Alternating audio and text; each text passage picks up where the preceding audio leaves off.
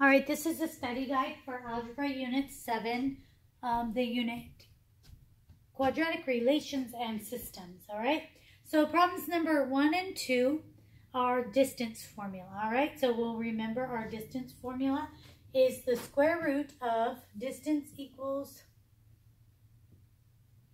the square root of x2 minus x1 squared plus y2 minus y1 squared, all right? So remember these 2's and 1's in here don't mean much other than if you name this point 1 and this one 2, then this has to be in both 1 spots and this has to be in both 2. You can't go 4 minus -2 and 3 minus -6. If you subtract with this one, then you got to subtract with that one. That's all they mean. All right, so we'll do the first problem.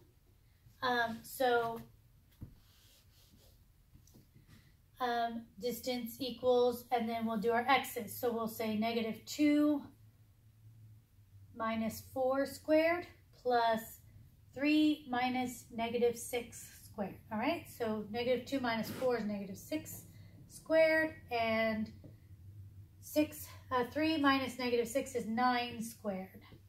All right, so -6 squared is 36 plus 9 squared is 81. Add those together, I believe it's 117. All right, then we got to see, is 117 a perfect square? No, it's not. But does it have a factor that has a square root? And it actually does. It is divisible by 9. So find out and rationalize that, all right? And then this second problem, the same thing. Distance equals the square root of 5 minus -3 squared plus 4 minus 4 squared. All right, so 5 minus negative means plus, so 8 squared plus 0 squared is 64 plus 0, and then the square root of 64 is 8. So the distance formula. All right, in problems number 3 through 10, you have to recognize the formula. Identify the conic section that these equations represent, all right? So I just wrote out the equations of these things so we can take a look and talk about them. Remember, a circle is going to be x squared plus x minus h squared plus y minus k squared equals r squared. So where the center is hk and r is the radius. A parabola is going to have 1 squared and 1 not. Remember, it goes like this. It can open up, down, left, or right from the center. So one is either, the y can be in front. It could also say y equals 1 over 4p x squared, all right? So one of them is squared. That's how you recognize a parabola. An ellipse is x squared over a squared plus y squared over b squared equals 1. All right, so this has the plus in the middle. That's how you'll be able to tell it and hyperbola apart. Hyperbola has a minus in the middle, and it can say x squared over a squared minus y squared over b squared, or it can say y squared over b squared minus x squared over a squared, because whatever is bigger goes in front. Remember, an ellipse looks like a circle, but it's kind of more oval, and these numbers tell us how far it opens both ways. And a hyperbola opens opposite of an ellipse. That's why it has a minus in the middle. So, and it can also open up or down or left or right according to whether the x is in front or the y is in front. And then there's a special case hyperbola. It's the one that says x times y equals any number. And in this case, I think they say -16. That is a hyperbola. It's a special case. It's actually a rectangular hyperbola. It looks like this. Kind of, sort of, not perfectly, but yes, that's what it looks like. All right, so just run over those, make sure, and work on these problems on your own. All right, next we're going to go over each one of these equations in depth and find some different pieces they ask us for. So this is the first one. It says x squared over 16 plus y squared over 9 equals 1. So this is an ellipse. It's a fraction plus, and that tells us that it's an ellipse. They ask, give the foci of this. Okay, so the foci is going to be the center. It tells where it opens from, all right? So this one, to find the foci of an ellipse, an ellipse it's like the Pythagorean theorem, which is a squared plus b squared equals c squared, right? They go ahead and move the squared over, so it actually says c equals a squared plus b squared. But an ellipse, they do minus here in the middle, all right? And it does it whichever one's bigger, so you can have a squared minus b squared or b squared minus a squared to solve for this, according to which one's bigger, okay? In this case, the x is always over a, so in this case, a is bigger, so we're going to use this formula here, a squared minus b squared. So we're going to put it in 16 minus 9. This is already a squared, so you don't have to square anything because the formula says that that's a squared already. So subtract these. 16 minus 9 is the square root of 7. The square roots of 7 cannot be rationalized. And then, so to say your foci, whatever one's bigger, it's going to be in that spot. So you're going to have 2 points. It's going to be, because the x is bigger, it's going to be square roots of 7, 0, and negative square roots of 7 and 0. All right? Next, they're going to talk about a little bit about the parabola. They give you the equation y equals 1 over 12x squared, all right? So then they ask to find the focus and the directrix, all right? So the focus, this formula is y equals 1 over 4p x squared, okay? The focus is can be at 0p or p0, according to whatever's in front. In this case, the y's in front, so it's going to be at 0p. All right, so if this is 12, then it was 4 times 3 to equal 12. So p equals 3. So the focus of this is 0, 3. All right, and then the directrix is always equal to negative p.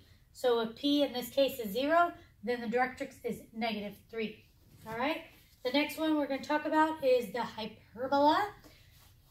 Hyperbola, they give you this formula, x squared over 16 minus y squared over 4 equals 1.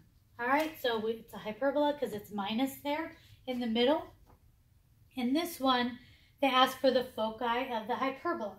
All right, so it's the same as for the ellipse where we went a squared. In that case, we went a squared minus b squared. In a hyperbola, it's backwards, so it's actually a squared plus b squared. All right, so the foci is equal to a squared plus b squared. Okay, so it's the opposite of whatever you're in the middle of, all right? So c equals 16 plus 9. Oh, no, that's not a 9, that's a 4. All right, and so square roots of 20. 20 is not a perfect square root, but it is divisible by 4, right? 4 times 5, and then the square root of 4 is 2. 2 square roots of 5. All right, so the same thing applies here. Whatever's in front, that's what places they go in the 2 points. You have 2 points, this is going to be. It's going to be at 2 square roots of 5, 0, and negative 2 square roots of 5, 0, because x was in the front. If y had been in the front, we would put it in the other spots. And I believe the last one of these that we do is the circle. And they say, write the equation of a circle with a center of 5, 5, and a radius of 6. So remember, our equation for circle is x minus h squared plus y minus k squared equals r squared, all right? H and k is the center. So they said the center is 5, 5, and remember it's minus. So unless you put in a negative number, the equation is always minus. That's going to be x minus 5 squared plus y minus 5 squared equals r squared, and r was 6, right? So 36. Those are how to find some of those answers. they're going to ask you to put together some equations, one for an ellipse and one for hyperbola. Remember, they look the same. They say an ellipse with x-intercepts at 5 and y-intercepts at 1. So the x-intercepts and the y-intercepts are what are considered A and B. All right, so that's what you put in the A and B spots. So the x-intercepts were at 5, so 5 squared is 25, and 1 squared is 1. That's simple, just put those numbers in. And then they say a hyperbola with a center at 0, 0. Okay, so this ellipse we just did also had a center at 0, 0. If they had told you another center, you would have said, if they had said a center of 2, 3, right? You would have put -2 like a circle and -3 like that. But, so you don't have to worry when they tell you the center is at 0, 0. So, the hyperbola, they say a center at 0, 0 and x-intercepts at 5 and b equals 1. All right, so, and then it says opens horizontally.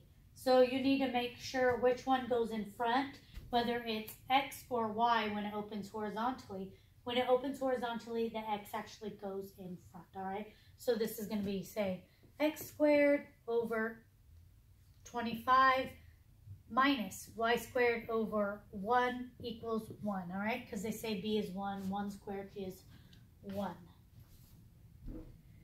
We'll come back to number 17. We're going to graph some of these problems real quick. The first one, they say graph the inequality, and then they give you this formula.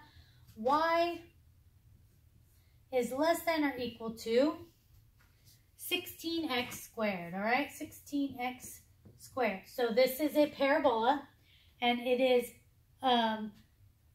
they tell us which way it opens. You can tell which way it opens whether the y is in front or the x is in front. All right, in this case, the y is in front, it's going to open vertically. And then it's positive on this side, so it opens up rather than down, all right? If it said -16 right here, we would have done it, opened it downward, I'm sorry. So there's no, usually a parabola looks like this, 1 over 4p. So this tells you where it opens, the 4 times whatever. There's nothing there, so that tells us it opens at 0. So p was 0, 4 times 0 is 0. All right, so that opens upward from there. And you can get exact measurements by saying, okay, when x is 1, 1 times 16, 1 squared times 16, right? When x equals 1, then y is, oh, write this wrong. 1 squared times 16 is 16. So when x was 1, y is 16. And then when x is 2, then 2 squared is 4 times 16, it's 64, all right? So those are how you get your points. But for this, they're not worried about exact points. What they want you to decide whether it opens upward or, which way it opens, which we decided it opened up, and then which way it's shaded. They want to know if we're going to shade on the inside or the outside. So let's pick a point. I would say this was 1, 2, 3. So I would pick point 2, 1. I think it's outside the graph. All right, so y is 1, right? And point 2, 1. We're going to put it in this equation. Where y is at, we're going to put 1 is less than or equal to 16 times 2 squared. And 2 squared is 4. 16 times 4 is 64. 1 is less than or equal to 64. That's true. So that means the outside is true, and we're going to shade all this. Another thing is that because this line here says less than or equal to, that means this is going to be a solid line, not a dashed line. All right? They tell you next to solve for this inequality. X squared minus y squared equals 9. All right, so first we have to decide what this is. It has a minus. So whenever there's a minus, it has to be a hyperbola. So, but to be in standard form, it needs a 1 over here. So what we do is we move this 9 and we divide it both here. And then what's left over here is a 1. All right, so this is hyperbola, and it's x minus y, so that means it opens horizontally. Horizontally would look like this, while vertically would look like this. All right, so with the y in front, this is what it would look like. With the x in front, this is what it looks like, all right? This equation actually says it is less than, all right? So number 1, we've established that it's going to open horizontally, and then this less than sign is going to tell us it's going to be dashed lines. And then this is a squared and b squared. So this tells us where the vertices are. A squared is 9, so a is 3. So that means the vertex is going to be at 3 and on that side and 3 on this side. So we're going to have dashed lines going like this, there, and there. All right, next step, we are going to decide whether it's shaded inside or outside. All right, so pick any number, any point. I like this point, 0, 0. And we're going to put it in the original equation, which was x squared minus y squared is less than 9. So 0 squared plus 0 squared is less than 9. 0 is less than 9, true. So that's inside here. That means we're going to shade all this in here. All right. We are going to do one more of these, I think. Nope, we're not going to do one more of those. All right, going back to number 17. Since I was on a roll with my conic sections, we'll go back to this one. They say solve the system of equations, and they give you 2 equations. They give you x squared minus y equals 3, and x minus y equals negative 3. All right, so we're going to solve this by substitution. We're going to substitute one equation into another. It's easier to substitute a one that's not squared into one that is. So I would say rather than substituting in for x, I would substitute in for y. So we're going to solve this bottom equation for y. So I'm going to say x, move the F3 over here, it becomes plus 3, and then y. So this equation says y equals x plus 3. So in this equation where y is at, excuse me, getting all tongue-tied, where y is at, I'm going to put x plus 3. So I'm going to say x squared minus, and then where y is at, I'm going to put x plus 3 equals 3. All right, so there we substituted. Now we're going to solve for x, right? So we're going to take off these parentheses. These are going to change the sign. So it's going to say minus x minus 3 equals 3. All right, that's our equation. Now we're going to move everything to one side. So it's going to say negative 3 minus 3 equals 0. So x squared minus x minus 6 equals 0. So now we have a quadratic. So we can solve this by completing the square, the quadratic formula, or by factoring. I think factoring is going to be the best choice in this because the factors of 6 are 2 and 3, and they add to 1. So it makes it very simple. So we'll just factor this, x, and then 2 and 3. And we want a negative 1, so our negative 3 plus 2, right? So our 2 answers are x minus 3 equals 0, and x plus 2 equals 0. So x equals 3, and x equals negative 2. So we have these 2 answers. We have x is 3, and x is negative 2. Now we need to find out if x are these numbers, what is y? So we'll go back to that equation we made earlier. The equation was x minus y equals negative 3, correct? And we changed it around to say x plus 3 equals y, right? So when x is 3, then 3 plus 3 equals y. 6 equals y. So when x is 3, y is 6. And then we'll say x plus, x is negative 2. I knew that. Negative 2 plus 3 equals y. 1 equals y.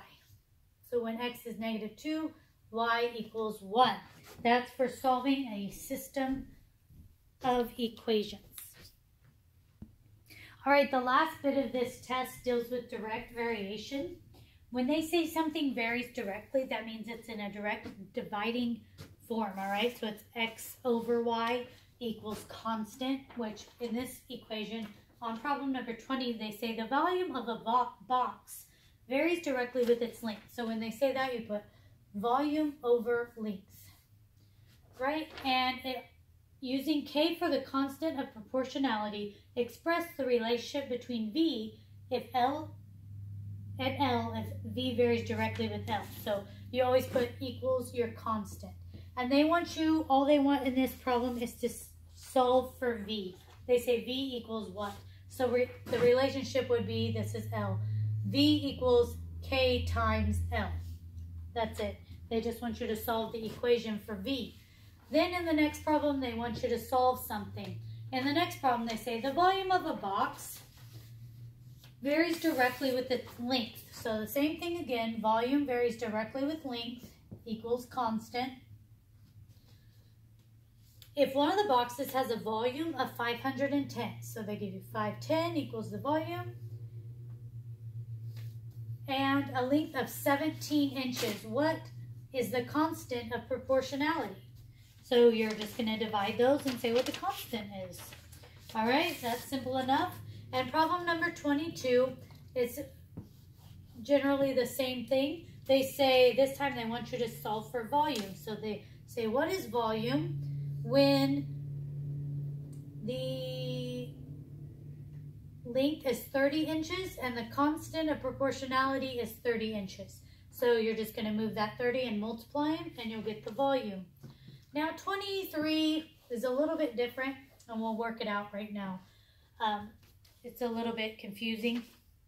They say the volume of a box varies directly with its length. If a box in the group has a length of 30 inches and a girth of 20 inches, okay?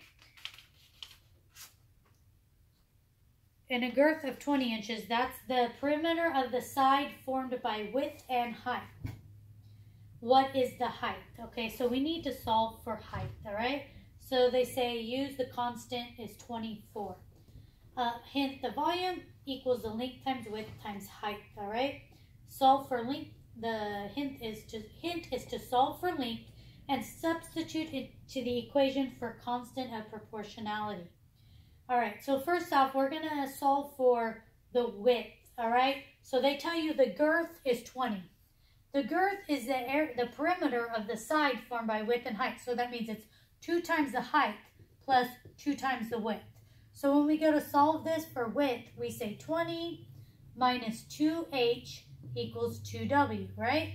And then 20 minus 2h equals, divided by 2 equals w. So this cancels to a 10, and those cancel. So width is equal to 10 minus h.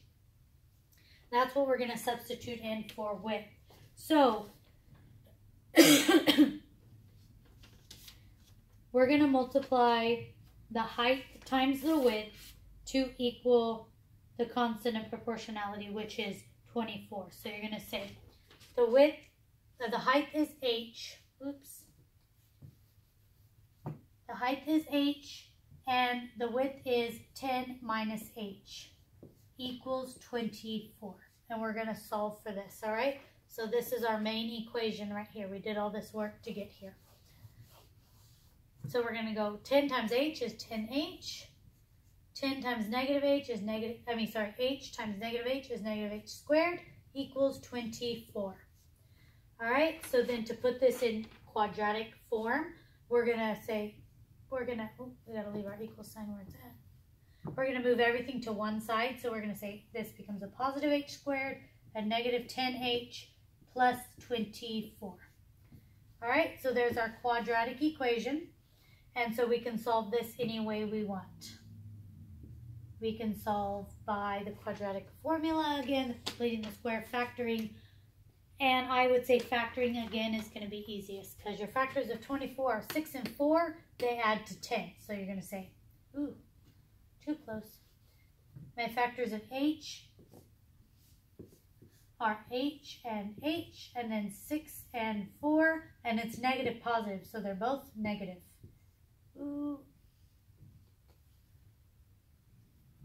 Equals 0. So you're going to say h minus 4 equals 0, and h minus 6 equals 0. So h equals 4, and h equals 6. So the height, or what are we solving for? The height is equal to 6 inches or 4 inches, all right?